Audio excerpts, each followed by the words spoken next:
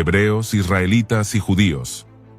Aunque muchos los emplean como si fueran sinónimos, la realidad es que cada uno tiene un origen específico, un trasfondo histórico diferente y una aplicación única dentro del plan redentor de Dios. En la mayoría de círculos cristianos modernos, esta distinción suele pasarse por alto. Pero quienes deseen estudiar la Escritura con precisión, interpretar correctamente las profecías y comprender el trato de Dios con su pueblo a lo largo del tiempo, deben prestar atención a la evolución de estos términos. Ignorar la diferencia entre ellos es perder de vista parte del testimonio divino revelado en la historia. Ahora bien, a continuación, veamos el origen de cada término, a la luz de expertos en historia, lingüística, teología y cultura judía. Comenzamos con el más antiguo de todos, el término hebreo. Este fue el primer nombre que identificó al pueblo del pacto, mucho antes de que existiera el título israelita y siglos antes de que se consolidara la identidad judía. ¿Pero qué significa realmente hebreo? ¿De dónde surge este término? ¿Y por qué se utilizó para describir a los patriarcas y a su descendencia en los relatos más antiguos? La mayoría de los estudiosos concuerdan en que el término hebreo, ivri, proviene de la raíz semítica avar, que significa cruzar o pasar al otro lado. Esto ha llevado a muchos lingüistas e historiadores a considerar que hebreo puede entenderse como el que cruzó o el que viene del otro lado. El profesor Nahum Sarna, en su obra Understanding Genesis, 1966, explica que el término hebreo probablemente designa a una persona que proviene de más allá del río, es decir, del otro lado del Éufrates.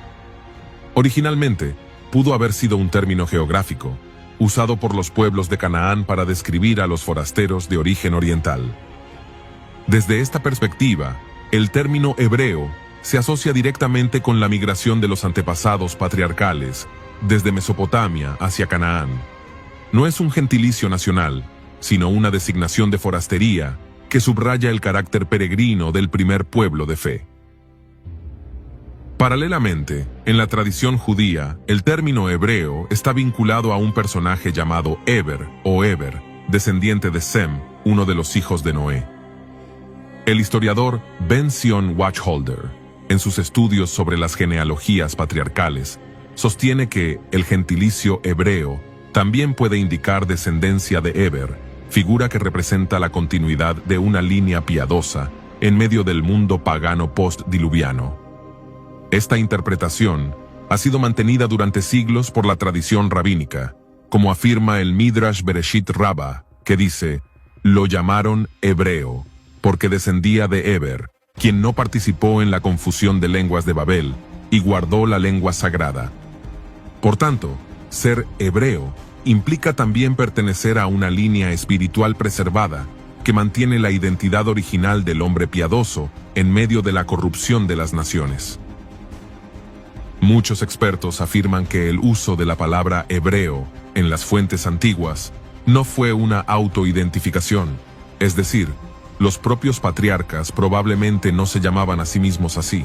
En cambio, era un término que otras naciones usaban para referirse a ellos.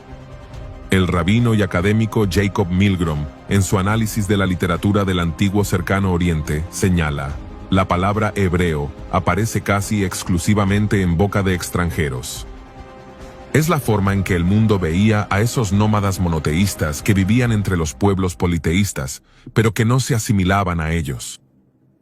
En otras palabras, hebreo era una etiqueta social y cultural que identificaba a un pueblo extraño, sin tierra propia, sin dioses visibles y sin deseo de mezclarse con los demás.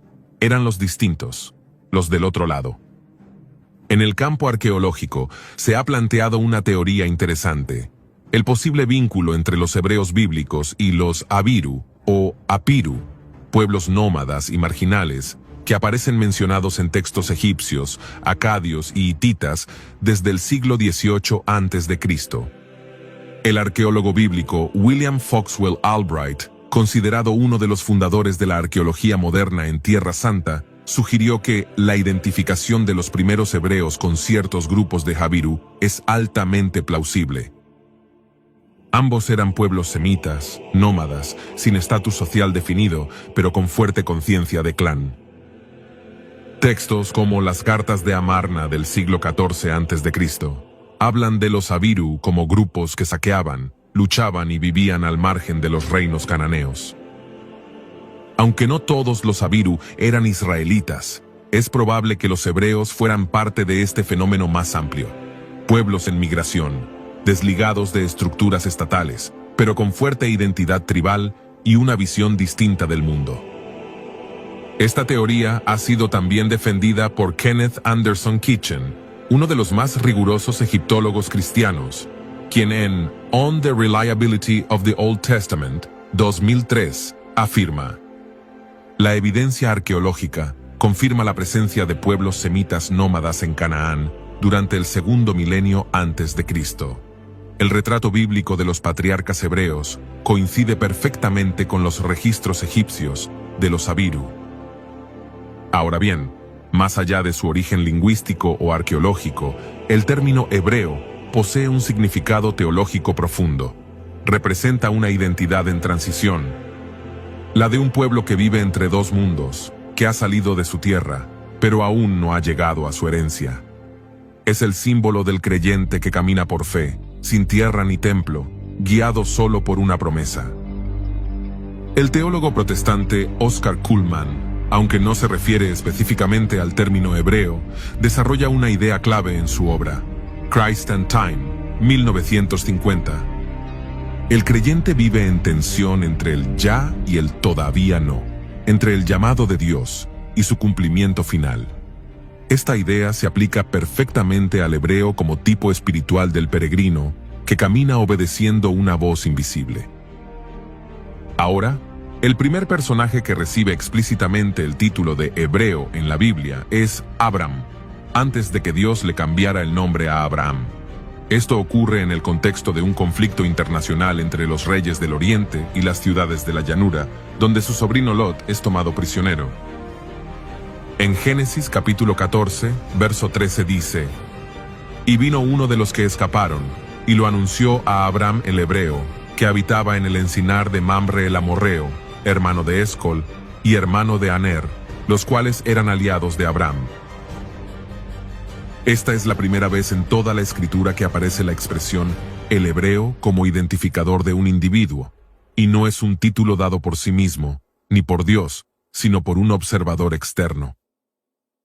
Esto confirma lo que muchos expertos han dicho. El término hebreo fue, en su origen, una designación cultural externa. Así llamaban otros pueblos a Abraham y a su linaje, el que viene del otro lado, el forastero, el diferente. Abram no era cananeo, ni amorreo, ni babilonio. Era el hebreo, un hombre sin tierra propia, sin ciudad fortificada, sin alianza tribal tradicional, un hombre separado, peregrino, obediente a una voz que el mundo no comprendía. Ese título, el hebreo, encerraba una distinción profunda. No pertenecía a este sistema. Había cruzado, había salido, y eso lo definía. El rabino británico Jonathan Sacks, en Radical Then, Radical Now, 2001, escribe: el primer judío Abraham no era un filósofo ni un rey, era un nómada. Dios no le dio una tesis, ni un trono, sino una promesa, y Abraham respondió saliendo, dejando atrás todo lo que conocía. Eso es ser hebreo, alguien que cruza. Sacks concluye que el hebreo es el arquetipo del hombre de fe, que no se conforma con el mundo, sino que lo atraviesa, en obediencia y esperanza. Por lo tanto, ser hebreo no fue un simple gentilicio, fue una marca espiritual, fue el primer nombre del pueblo de la promesa, un nombre que no dependía de tierras, ni leyes, ni estructuras. Era el nombre de los que caminaban por fe. Antes de ser israelitas fueron hebreos. Antes de ser llamados nación, fueron extranjeros. Antes de tener un código, tuvieron un altar. Así fueron conocidos los primeros hombres y mujeres del pacto, y así comenzó la historia del pueblo de Dios. Ahora bien, tras haber comprendido el origen del término hebreo, pasamos ahora a analizar cómo surge una nueva designación, israelitas. A diferencia de hebreo, que era un título migratorio y ancestral, El término israelita marca un nuevo momento histórico y espiritual. El nacimiento formal de un pueblo unido por una identidad nacional, una estructura tribal, una ley divina y una misión como nación santa. Pero, ¿cuándo aparece esta palabra? ¿Qué significa ser israelita? ¿Y qué lo diferencia del hebreo anterior?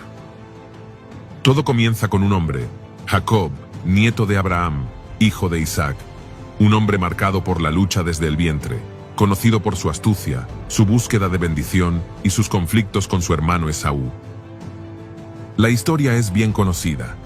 En un episodio de profundo quebranto y transformación espiritual, Jacob lucha con un ángel durante la noche, y a raíz de esa lucha, recibe el nombre de Israel.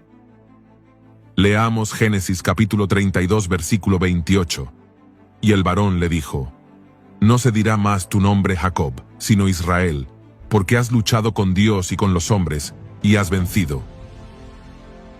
Ese encuentro no solo le cambió el alma, también le cambió el nombre. Ya no sería llamado Jacob, el suplantador, sino Israel, que significa, según los estudiosos hebreos, el que lucha con Dios, o también, Dios gobierna. El hebraísta Nahum Sarna, profesor del Jewish Theological Seminary, explica que este nombre no fue un título honorífico, sino una marca espiritual que estableció una nueva relación entre el patriarca y el Dios que lo llamó. Sarna dice: Israel es más que un nuevo nombre. Es una declaración divina de identidad y propósito. Representa el nacimiento de una nación espiritual, no por decisión humana, sino por intervención celestial. Jacob Israel tuvo 12 hijos. Cada uno de ellos dio origen a una tribu.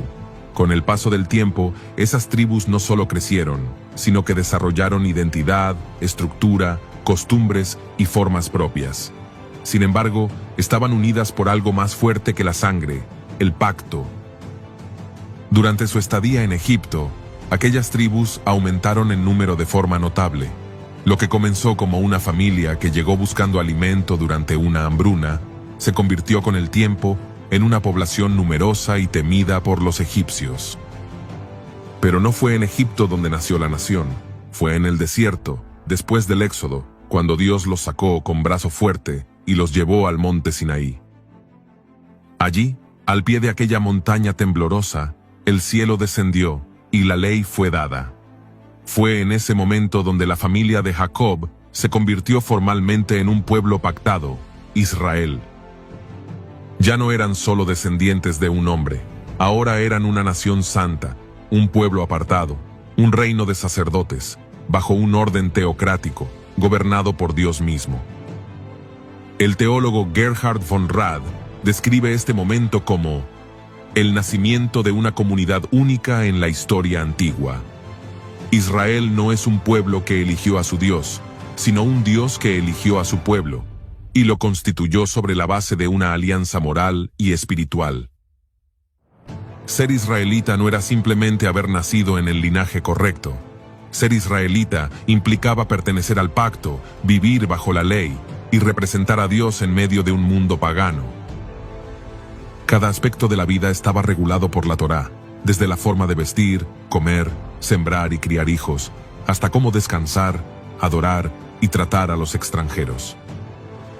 La ley mosaica no era solo un código legal, era la expresión visible de la santidad de Dios, reflejada en un pueblo concreto.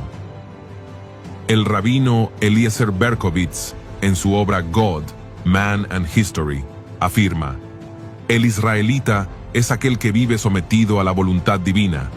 Su existencia entera es una respuesta constante al pacto. No es solo descendiente de Jacob, es testigo viviente de la ley de Dios. El israelita entonces no se definía por geografía ni por ejército, sino por obediencia. Por eso, aun cuando no tuvieran rey, ni palacio, ni murallas, eran un pueblo, porque su Dios era su rey, y su ley era su constitución. La organización del pueblo israelita fue única en el mundo antiguo. Estaban divididos en 12 tribus, una por cada hijo de Jacob, con una estructura descentralizada pero unida por el tabernáculo en el centro.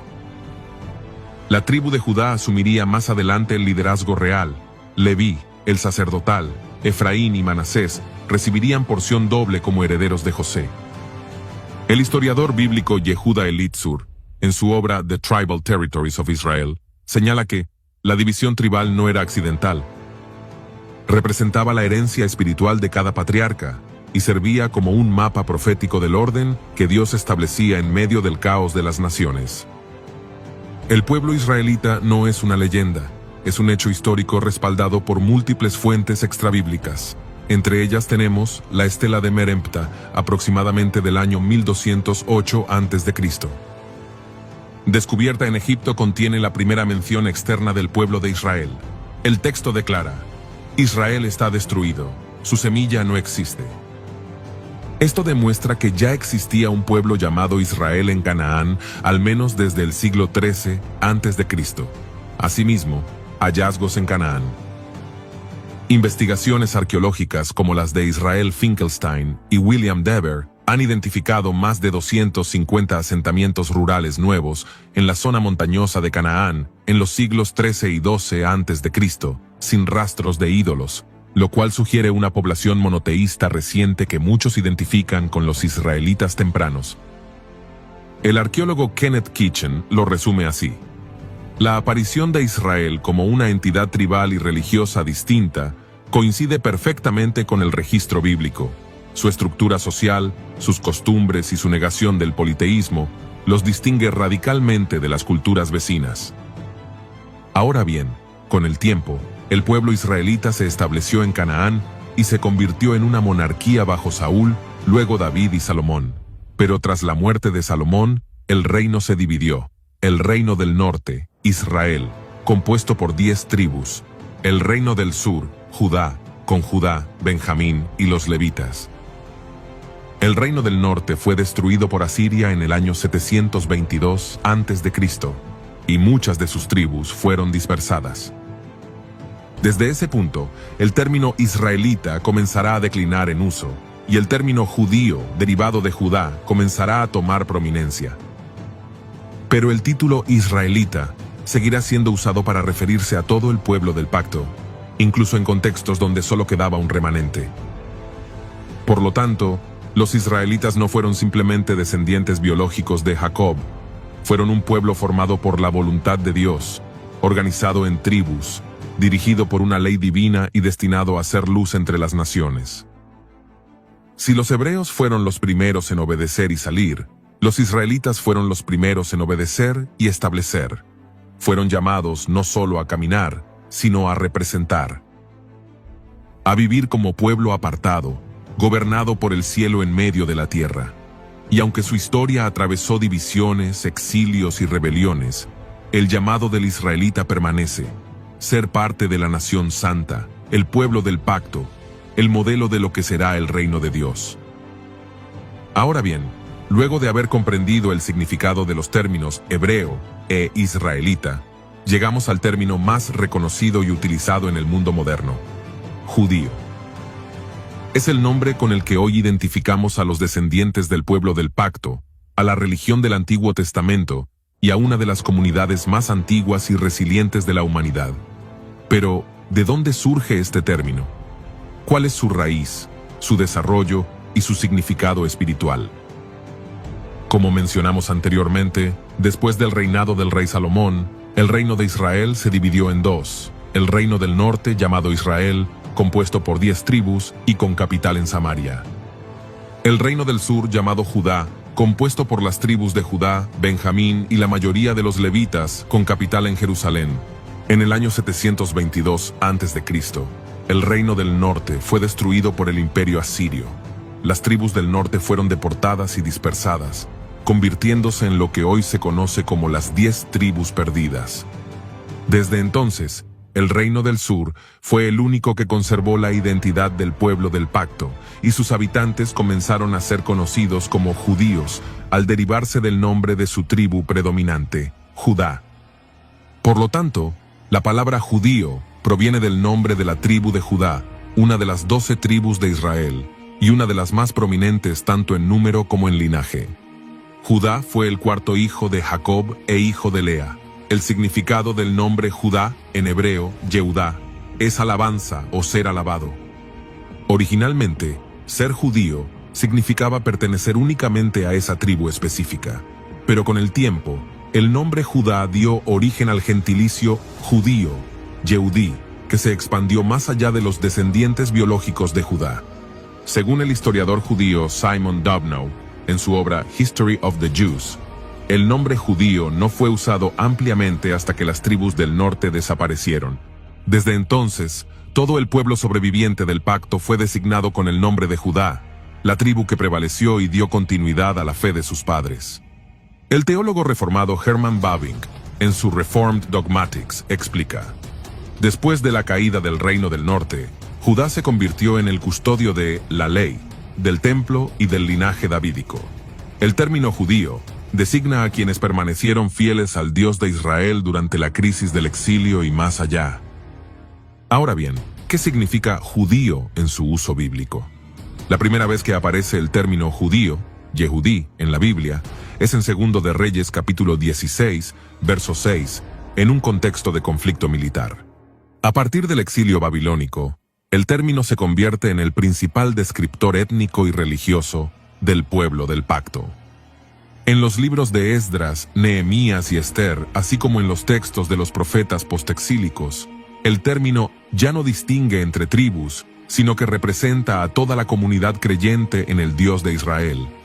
El término judío se consolida como una identidad espiritual, cultural y legal, incluso en ausencia de un estado o de un templo.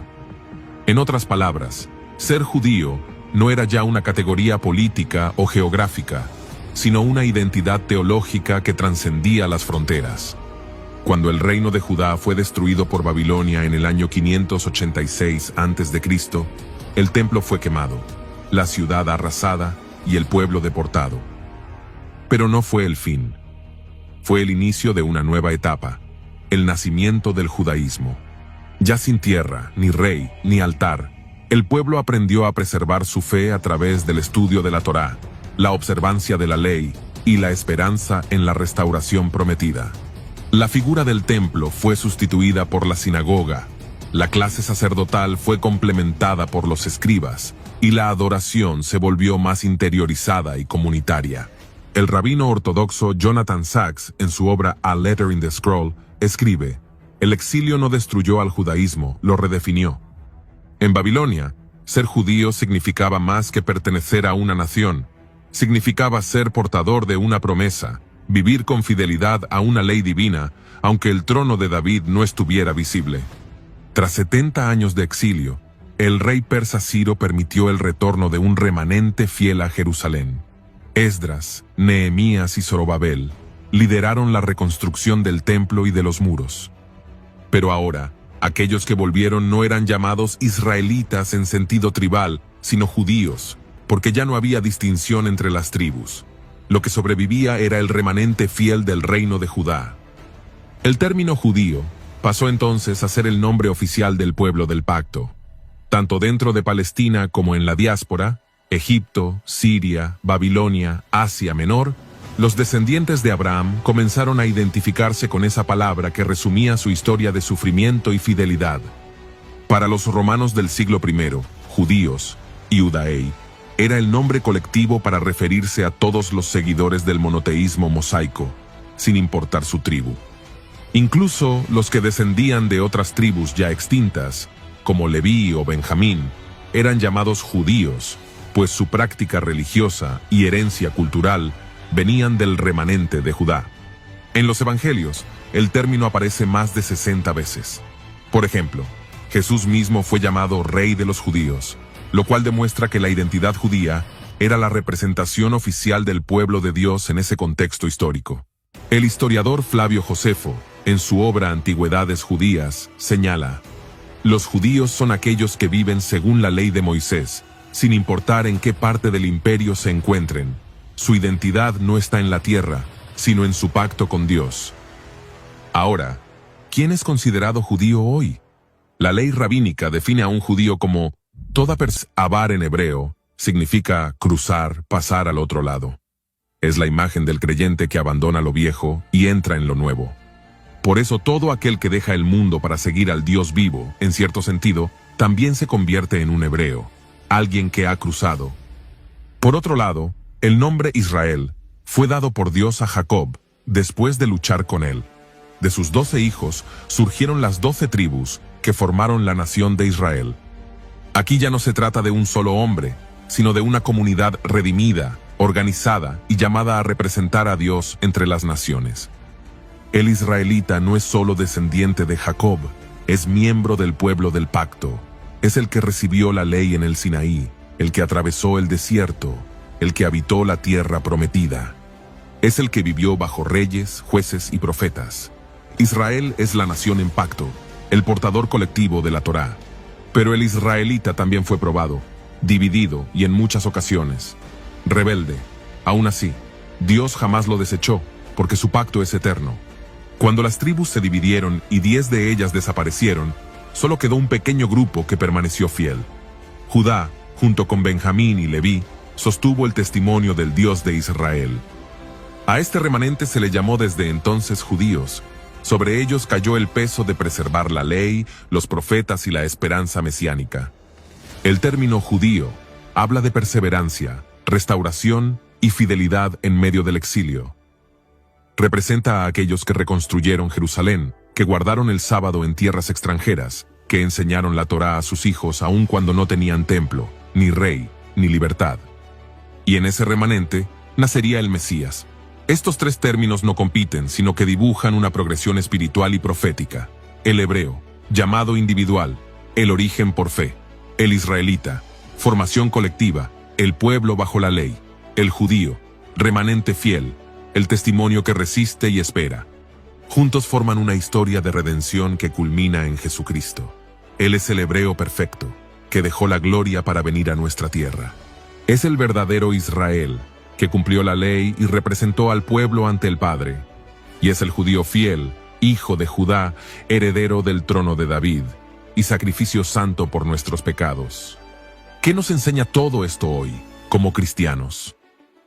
Nos enseña que nuestra fe no es una invención nueva, sino el cumplimiento de un plan eterno. Que el Dios que llamó a Abraham, formó a Israel y preservó a Judá, es el mismo que envió a su Hijo para salvarnos. Nos recuerda que ser parte del pueblo de Dios no es una cuestión de sangre, sino de fe. Como dice Pablo en Romanos capítulo 2, versos 28 al 29, el verdadero judío lo es en el corazón, por el Espíritu. Y en Gálatas capítulo 3, verso 29 afirma, si vosotros sois de Cristo, ciertamente linaje de Abraham sois. Hoy, la Iglesia no reemplaza a Israel, pero sí participa del olivo por gracia, como injertos en la raíz santa. Y aunque las naciones cambien y los reinos caigan, la identidad de los redimidos permanece.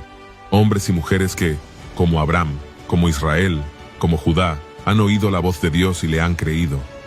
Hebreos, israelitas, judíos, 3 palabras que nos conducen al misterio del plan divino, 3 nombres que nos revelan una sola historia. Dios escogiendo, formando y preservando un pueblo para sí. Hoy, esa historia continúa. Y cada vez que alguien deja el mundo para seguir a Cristo, cada vez que alguien se une al pueblo del pacto por la sangre del Cordero, cada vez que alguien resiste en fidelidad, el eco de esas palabras vuelve a resonar. Hebreo, el que cruza. Israelita, el que lucha con Dios. Judío, el que resiste con esperanza. Esta es la historia del pueblo de Dios, y por la gracia del Mesías, también es la nuestra. Así llegamos al final de este video. Gracias de corazón por quedarte hasta el final y ser parte de este